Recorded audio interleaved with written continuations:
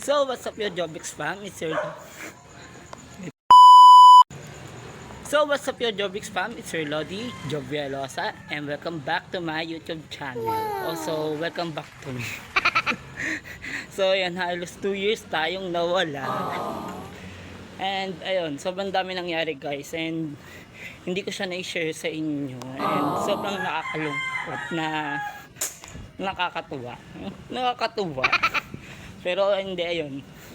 Sobrang nangyari guys. Sobrang dami nangyari simula nung nung 2 years ago nung nasa senior high school year high school year pa ako. And ayun, baka i-topic na lang natin yung next vlog. Pero ang ganap natin ngayon is pupunta tayo ngayon ng wait lang, hinihingal ako agad. Ayun. Wait lang, hinihingal ako. Pero ayun, ang ganap nga natin for today is pupunta tayo sa leadership camp ng Sangguniang Kabataan ng Santa Lucia. And ayun, wait lang, hingal talaga ako. So ayun na nga, back to that topic tayo. Ayun, ang pinaka dahilan bakit tayo mag-vlog talaga ngayon is pupunta tayo ng leadership camp ng SK ng Santa Lucia. And ayun, nakapag-thank you na nga. And ayun, naglalakad na ako ngayon papunta sa meeting place namin para wait lang. Ayun, pupunta na kami sa meeting place para sa pupuntahan naming resort. Kasi resort yung pupuntahan namin kaya ganito kaaga. Pero ayun, kita na lang tayo mamaya sa Jollibee de Castro mamaya guys. Doon na ako mag-vlog ulit. So, what's up your Jobix fam? So, yun, nandito na nga tayo ngayon sa Jollibee. Ayan, palakad pa lang talaga tayo. Ayan. Doon pa lang tayo. Pero, ayun, ang okay yun ng pawis ko. Pero, ayun, nandito na tayo ngayon sa Jollibee para sa meeting place para sa pagsasakyan natin sa pupuntahan natin. And, ISK Denzel. Ayan.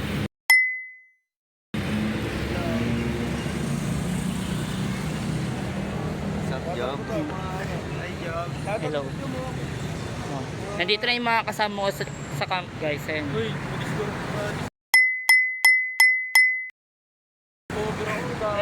Ang OA. Ang OA. Kalo naman talaga.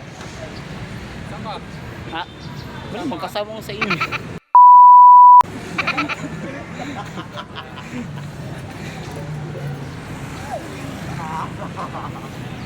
So yun guys, mamaya magpuntay-intay na lang na kami dito hanggang sa dumating yung ito ang mga kasama kasi unti pa lang kami dito. And ayun, mamaya na lang guys. So what's up your Jobix fam? So yung kasama ko na ngayon ang dalawang napakagandang SK namin.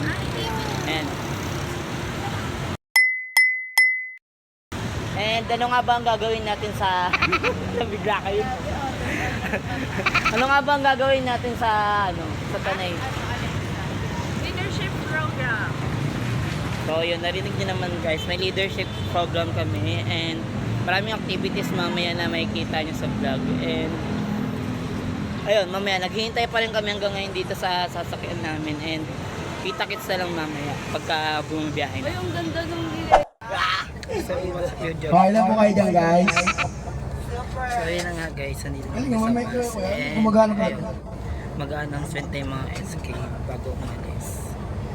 Pakita ko na lang. Shoutout din pala sa Islocos Hood. Yun, shoutout. SPT, shoutout din po sa inyo. Ang gaganda nyo. Shoutout din yun, siyempre. Ibana Alawi, LGBT, community. Shoutout. Good morning po everyone. Ayan, tapos na po yung paghihintay natin. Alas na po tayo. Tinatawag po sa SK Kagawad Denzel Bazaar para po sa ating prayer. Para po safe po tayo makapunta sa ating sa resort. Ayan.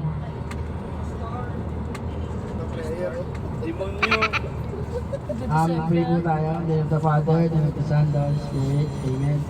Lord, sana po gabayan niyo po kami sa lakad na po ito. Kayo na po ang umakap ng manibela. gabayan niyo po kami sa pag-alis namin. Yun lang po. Maraming salamat po sa araw-araw. Thank you po.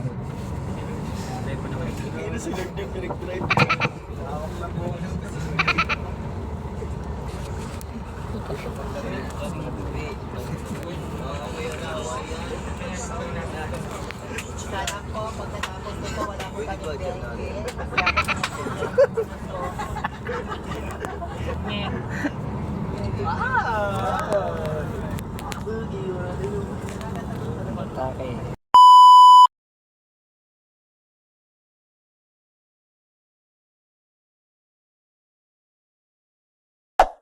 So what's up your Jobix fam? So yun, nandito na nga tayo ngayon sa bakasyonan. And ito yung resort na nireserve ng SK Santa Lucia para sa gaganapin na leadership seminar. Sa leadership camp pala, ayan o. Ano ko na lang yung lugar kasi pinapapasok na nga rin kami ngayon. Pero ito, ayan.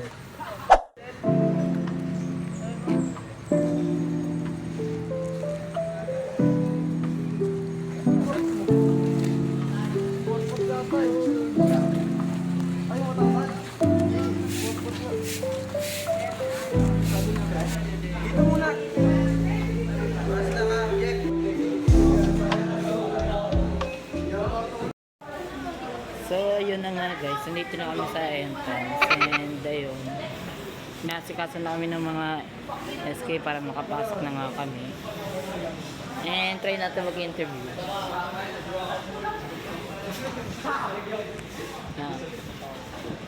SK, ano ba asahan sa event na to? Asahan nyo na matututo tayo about leadership, fun activities, syempre yung bonding with our SK youth and organizations about around Santa Lucia. Napakagandang layunin ng diba? So try natin mag-interview na yung iba pa. Kung ano nga ba yung inasahan nila dito sa event na to. Guys, may tatanong lang ako. Ano ba ano bang inaasahan nyo dito sa event na to? Anong pinaka-inaasahan nyo matutunan nyo? Mga boys! Mga boys! Hindi na matutunan! Vlog mo to, Joe? Oh, Vlogan? Vlogger ka na ulit. back to So yung guys, maya magpapasok na kami and mamaya na lang ako ulit mag-vlog and back to back to normal.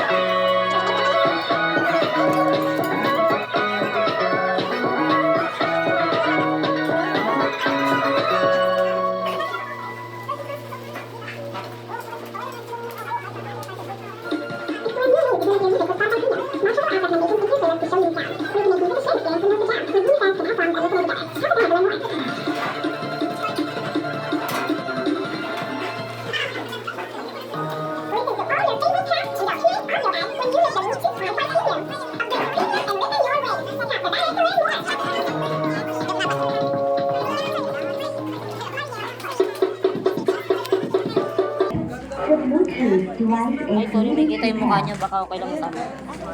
Uy, ako na lang kulang dyan pala. Hi.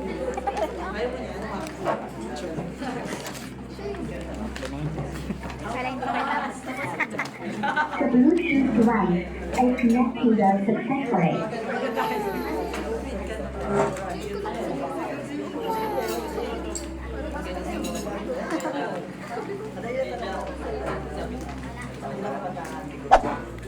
Ayan, good morning everyone! Welcome to Linhao Leading with Purpose Moving Forward. Today marks a day of growth, connection, and purpose. A journey where each of us will discover the power of leadership within ourselves. So, ready na ba kayo maging leaders?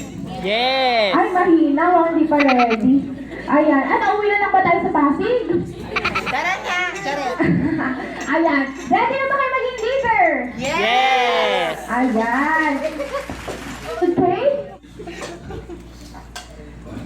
So before we finally start to set the right for the day, may I invite everyone to rise for our invocation, followed by the singing of our national anthem.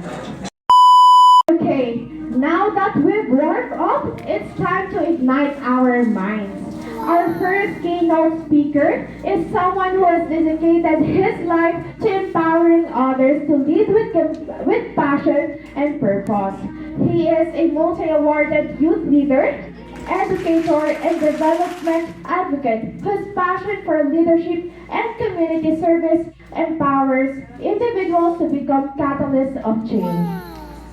As the Vice President of ASEAN Youth Philippines and founding President of the RTU Pasig Political Science Society, he has championed youth participation in governance and leadership incorporation, and the Program Director of Pasig City CSO Academy, nurturing community-based initiatives for sustainable development. His unwavering dedication to public service has earned him numerous accolades, inspiring the next generation of leaders.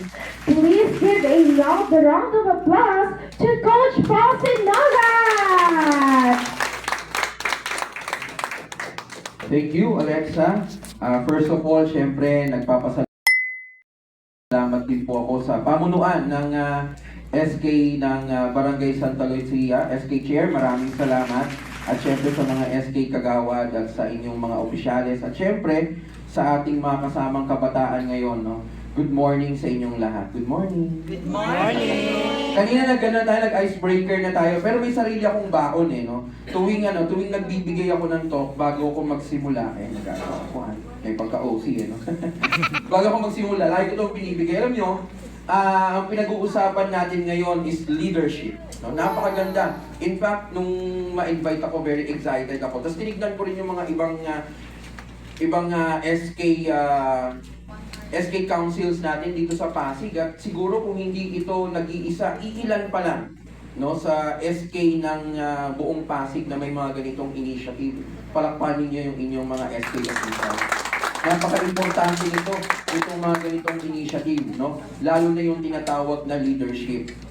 Kaya naman, sabi nila, yung leadership daw ay may iba't ibang level, no? Ang pinakasimpleng definition ng leadership, yung kilalang-kilala natin, yung galing kay John Maxwell, no? That leadership is influence. Ang leadership daw ay kung kaya mong mag-impluwensya ng tao, at may iba't ibang level of influence, no? Una, yung model. Model. Sabi nyo nga, model. Model. Pakilingon niyo yung katabi kung mukhang model. Model. Sa pag-iikot ko kanina, maraming model dito, no? Pag sinabing model, ginagaya mo pala. Hindi mo pa talaga naiintindihan, pero ginagaya mo. Halimbawa niyan, yung sa magulang, ako may anak akong 4 years old, kadalasan kung ano yung nakikita niya sa amin, ginagaya niya agad. Dati mahilig ako sa alam niyo yung pagkasinisipon, yung... The Bluetooth device is ready to pair. Okay po, maraming salamat po. Yung sinisingot, di ba? Maya-maya, nakita ko yung anak kong 4-year-old, may hawak na ballpen, sinusundot na rin yung ilong niya, sinisingot na rin. No? Kung ano yung ginagawa, nung tinitignan mo na idol mo, ang una mong gagawin ay gayahin. Ako kaya ko one side yung buhok. Meron akong idol na teacher dati nung elementary. No? Baka kilala niyo yun. Si Sir Boben Espiritu. No? Naging assistant principal ng May Bunga Elementary. Pero ang buhok niya ay one side. So ever since, maliban lang nung nagpa-semikalbo ako, ang buhok ko palaging one side. Kasi ang unang level of influence is model. Next daw is motivation. Namomotivate ka na. Angat na ng konti, no? Gusto mo nang gawin yung mga ginagawa niya. Hindi na lang superficial. Pangatlong level is mentor.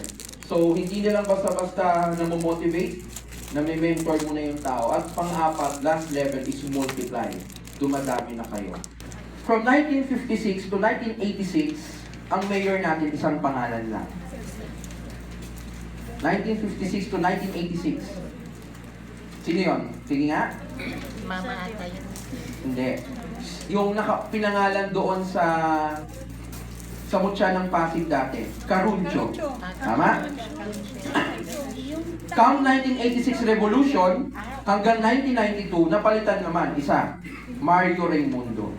After Mario Raimundo, from 1992 hanggang 2019, isang pangalan ulit.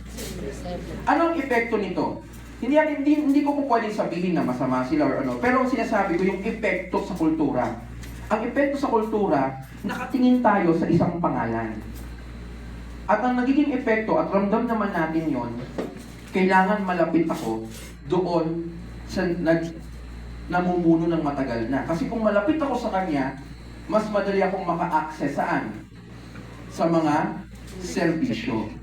So, tumataba ang Fat Dynasty, tumataba rin ang political patronage. Make sense? Yes. Make sense? So, kaya ako gustong i-contextualize, no? Yung patronage politics. So, kaya importante yung sustainable leadership in action. Kasi kultura ito, mga kasama. Kultura ito. At hindi ito basta-basta mapapalitan. Tapos na ang administration ni Mayor Vico, hindi pa talaga natin ito napapalitan. Believe me. Hindi pa ito tuluyang mawawala. Hence, sino yung sasalo? Walang iba at wala akong naniniwala ko na kung merong pagkakatiwalaan ng next generation ng leaders, kabataan yun. Tayo yun. No?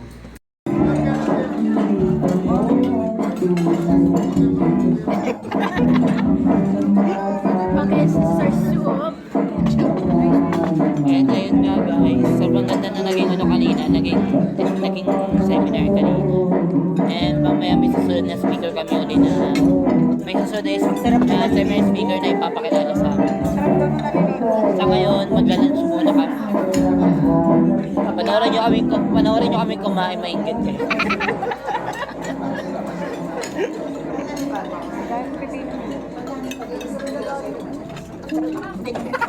Ano yung time spent?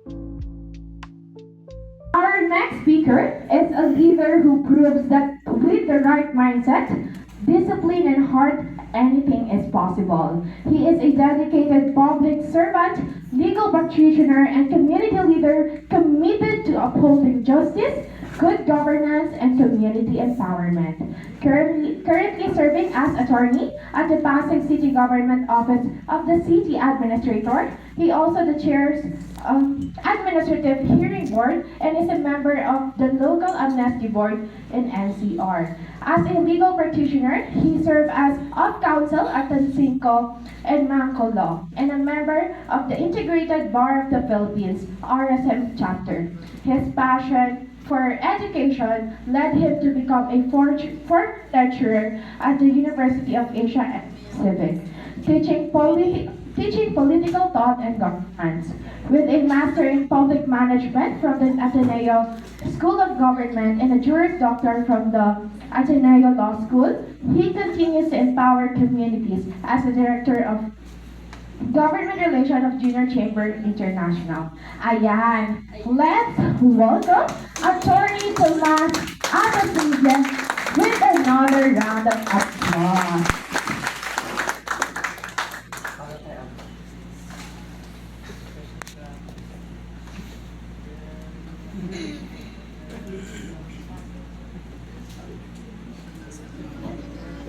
Hello. Kamusta kayo? Okay lang naman. Una sa lahat, sorry, hihingi ako ng patawad. Kasi bago ako natulog kagabi, winaze ko tong lugar na to. Sabi 1 hour lang daw. Nakalimutan ko, may traffic pala sa Metro Manila. Kaya naging 2 hours yung biyahe ko kanina. Kaya yung 10:50 ko, naging 11:50. Definition of leadership and governance. So, according to Google, the very first thing that will appear when you type in definition of leadership, it is the action of leading a group of people or organization. Okay. So, anong masasabi ko dito? Pangit na definition ito. Bakit? Kasi, ang pinapadefine natin is leadership. Ang sagot mo, may leader pa rin. So, when you Google naman the meaning of leading, it's to be in charge or command a group of people or organization.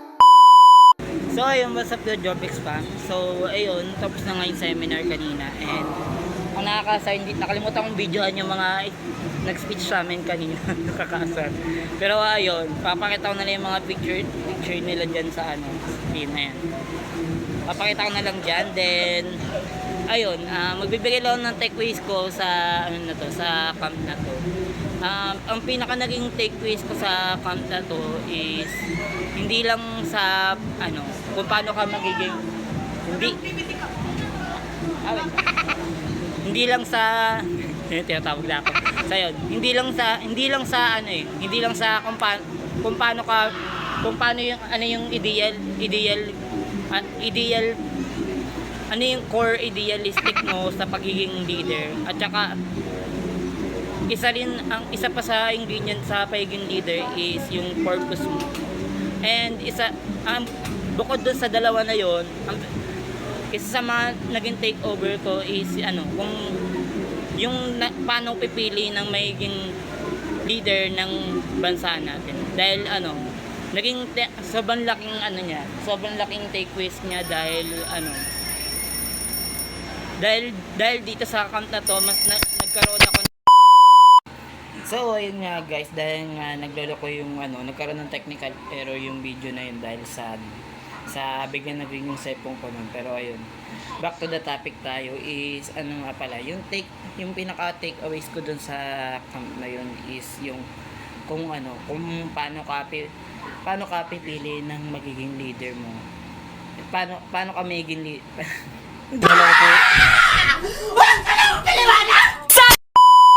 Ayun, ang pinaka natutunan ko dun sa camp na yun is yung pinaka takeaways ko dun is kung paano ka pipili ng magiging leader mo, which is dapat pareho kayo ng core idealistic at saka pareho kayo ng purpose na na dapat na mithiin nyo. Dahil kung pareho kayo ng purpose at saka core idealistic na meron kayo is hindi siya ganun kadali, yung may pili mong leaders, hindi siya ganun madali na magpapatinag sa mga maling gawain. Like magiging magiging kurakot, ganyan. Hindi naman mawawala yung sa salita ng politika yun. So pwede ko siyang sabihin naman.